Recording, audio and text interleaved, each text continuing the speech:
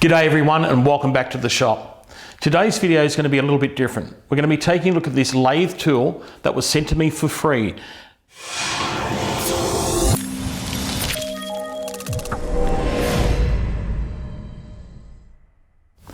Now this tool is designed for linishing. So you'll put it in your tool post, you'll put in some abrasive paper and you can come in safely and linish your material or polish it, whatever the case may be. Instead of getting your fingers in the road or trying, getting caught up in the lathe truck or something like that. So let's take a in-depth look at this tool today and let's try it out and let's put it into action. Now this lathe tool was sent to me for free from the company LATHE.com. Now this is not a product placement ad because they're not selling these. They are literally free to residents of Australia, of course. Unfortunately, they're not shipping internationally. To give you some idea about the physical size of it, if we look at the tool, we're roughly about 6 inches long. Okay, the shank size that goes into the tool post is roughly 1 inch by 1 inch. Okay, or 25 millimeters. And it looks like it's made from some sort of cast steel, I would say, or it's quite sturdy in construction and it's got a fair bit of weight to it. To prove that, let's put it on the scales and just take a look at it. Okay, with it on the scales, we're coming in at just over 1.5 kilograms. So it is quite hefty in its build and in its appearance as well. And looks like it's obviously some sort of casting, some sort of steel casting. You can see where they've linished it or hit it on a grinder, some sort of grinder to take off the burrs. You can see here also that it has these lugs here that the emery cloth is to go in here and to be secured and come around here so you can push it on your part to linish it. So let's start putting the emery cloth into this tool and just see how it's going to perform today. So we slip it there underneath that foot. We can tighten these bolts up. So you'll need a 5/8 of an inch spanner to tighten those bolts. Bring it over to the other side with our emery cloth and poke it in the housing here.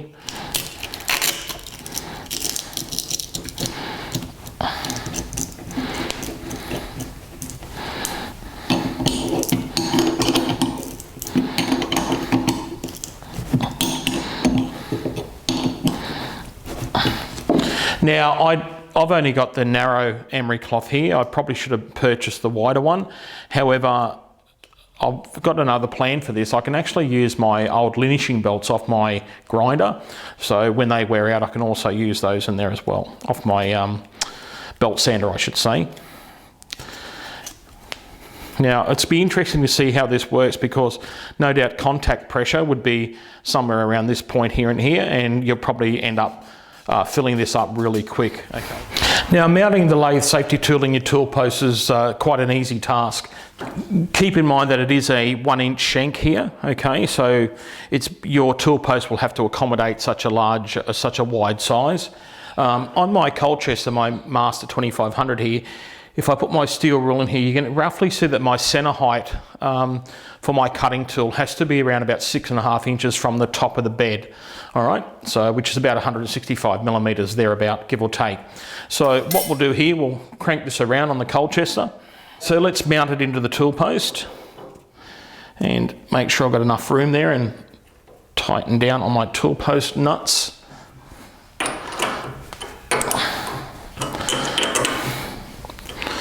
Now, if I just offset that a little bit so you guys can see it on the camera, if we look at my center height now, I'm probably a little bit high of center.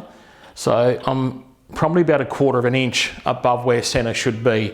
So that might be a bit of a problem because it might just put all the force on that top part there. But look, time will tell. Let's road test this and see how effective it really is.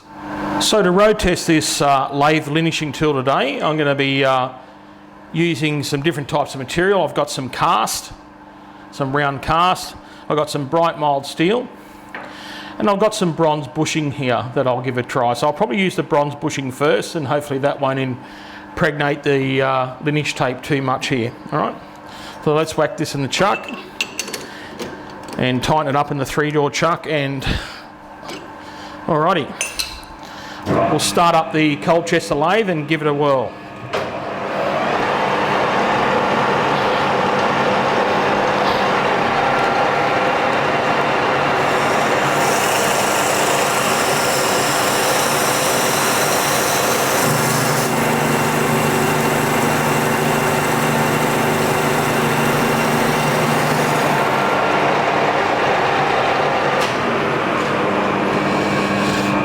Now that's not too bad actually, and I'll take that out to show you. All right. So that didn't come up too bad at all, okay. The good thing about it was it allowed me to put a fair bit of pressure on by using the machine, and instead of having my fingers around the job. Now, to give you an idea, to linish that normally, of course, we'd have it in the chuck. We'd have our linish paper, and of course, it's a little bit dangerous having your hands around a rotating spindle. Okay, you'd have to pull on it. Ensure you get some good results doing it that way. All right, however, I don't know if you saw that on camera, I actually just got slightly nicked by the chuck jaw then. Of course, you know, it's all about skill and, you know, how long have you been around machinery, and can you operate machinery safely as well without getting hurt. So, for a comparison, I think you'll agree that I think the hand linishing worked a lot quicker than the tool, but who knows, you know, it's, at least you don't have to stand there holding the linish paper. So let's give it a whirl on some cast.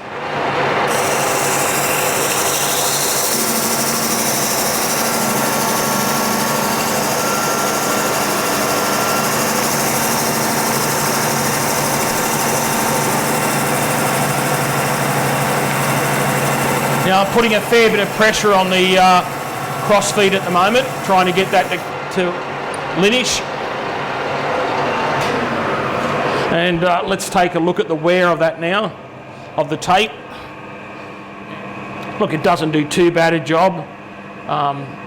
Could you do it quicker by hand? Yeah, you probably could. However, are your hands away from the chuck, and are they away from the job? Yeah, with this tool. So.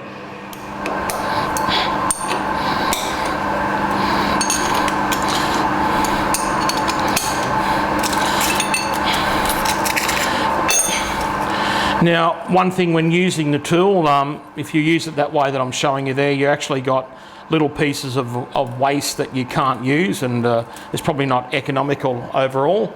I think the better option would be to use your old linishing belts, your belt sander belts. I think that would be a much more economical way of using this tool, to be honest with you. So I've just cut the belt off to the size. We'll put it back in here, and it's the perfect width.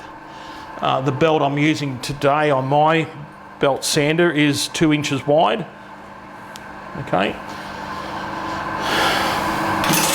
Or 50 millimeters.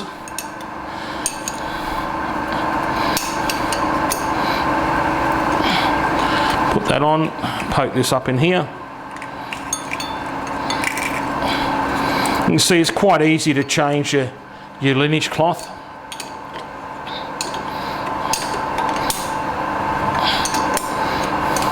And we may have better results with this one, so let's give this a whirl. Now, the grit I had on my linishing paper, a 120 grit. The belt sander that I'm using is currently 80 grit, the one that I've got in here at the moment. Now, the length that you'll want to cut off to go into this tool is roughly, I cut that one at about 80 millimeters long, thereabout, give or take, all right? So just slightly, yeah, probably about 3 1/4 inches. All right, so let's try the bright mild now. So I'm bringing the tool up to the job, winding it in. Now it's like a V block, it will find its position, tighten the tool post, and then back off. And let's give this a whirl now on the Colchester.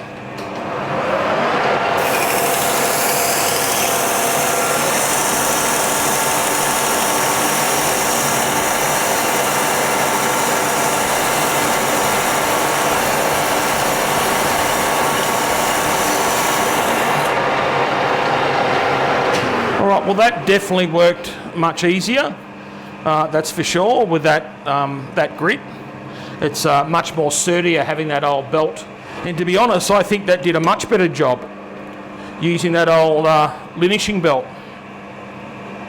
All right, so you can see that there. Let's turn the motor off here on the Colchester. With the Colchester in idle, it is still running its hydraulic pump or oil pump, and it's still running the motor. and the clutch of course is disengaged. You can see I've still got a fair bit of wear here, so in theory I could turn that around and use the other side if I wanted to, but what I like, guys, it's definitely safer to use this than use hand linishing. However, I think hand linishing would be quicker. All right, so what I'm going to do now, I'm going to put this in backwards. And I've got to make sure that I'm going to get enough travel out of this. I might have to shorten it a little bit here. So I'll put this on underneath. And back off my adjusting screw, tighten that up. Once again, getting the 5/8 spanner on there. And these were great old tools, these ones back in the day. These were Australian-made Sid Chrome spanners. That's when Australia used to make things, guys, and we were a proud nation. Unfortunately, now we've become a nation of lazy people that just want to import cheap, nasty crap.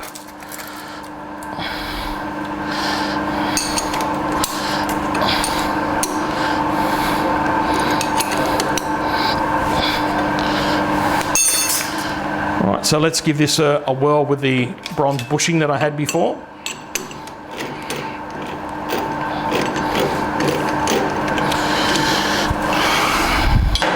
Okay, we'll start up the machine, and here we go. So I reckon I might get a better result if I wind that in here and pull back on it, like I would as if I was hand linishing, and hopefully you can see that on camera. Yes, I think you can. So let's give that a whirl, guys.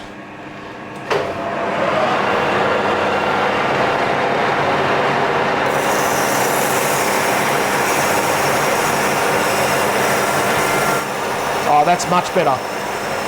That is like chalk and cheese, guys, honestly.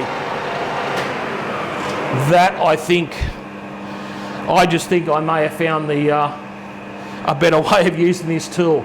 So yeah, instead of pushing on it, looping your tape and pulling back on it, far superior results. I'm stoked. Have a look at that. I'm stoked. That's magic, all right?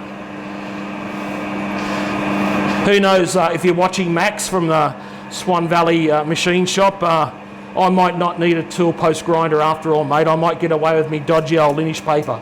However, I don't think I'll be getting the results you've been getting, buddy. Let's try it again the other side. This is the bright mould steel. And start that up. Come back in and pull back on it again. And watch I don't hit the chuck like I did last time, because I'm blind as a bat. Oh, that's magic. That is friggin' magic, guys, honestly. I tell you what, I've got a bit of a robot chubby at the moment doing this, I have to honestly say. That is magic. Look at that. I tell you what, Curtis over at Cutting Edge Engineering, if you're watching that, mate, look out. I may be challenging you on rebuilding hydraulics now that I can polish like that. Look at that. So everyone, thanks for following on. That concludes today's video. I really hope you got something out of it. And by all means, go and check out their website. Like I said, this is not a sponsored video or anything like that. I like showing tools that work. And not only that, it's a tool for free, and you can't beat free stuff, let's face it, guys. So I'm really wrapped with that. I can't believe they're posting these out for free, not 1 cent, okay? And I actually, at the start, when I saw, you know, click here for your free lathe tool, I said, oh yeah, it'd be some sort of Nigerian scam where I've got to send, you know, $5 to, I don't know, to get someone out of prison so they could see a long lost relative, or, you know, to receive cancer treatment, or some sort of scam, but it's not.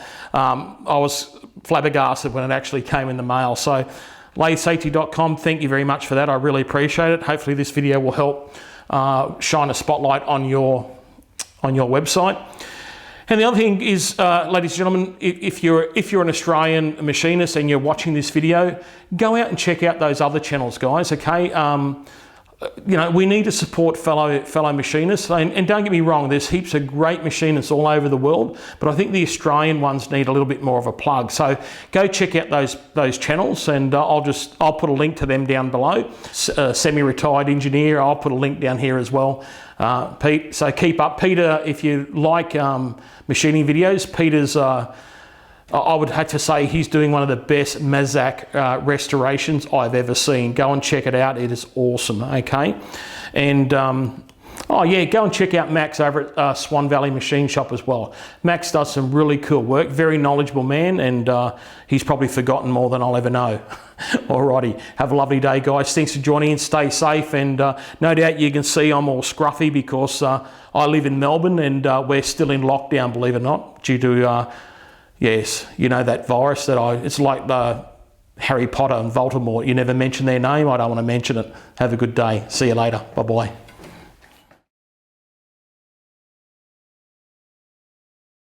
We're going to be taking a look at this lathe safety tool. Oh, that works much better. Of course, don't hit the chuck like I just did, because I'm half blind and I can't see that well anymore. That is really friggin' cool, guys. I've got a robot chubby that hard you could crack fleas on it, let me tell you that.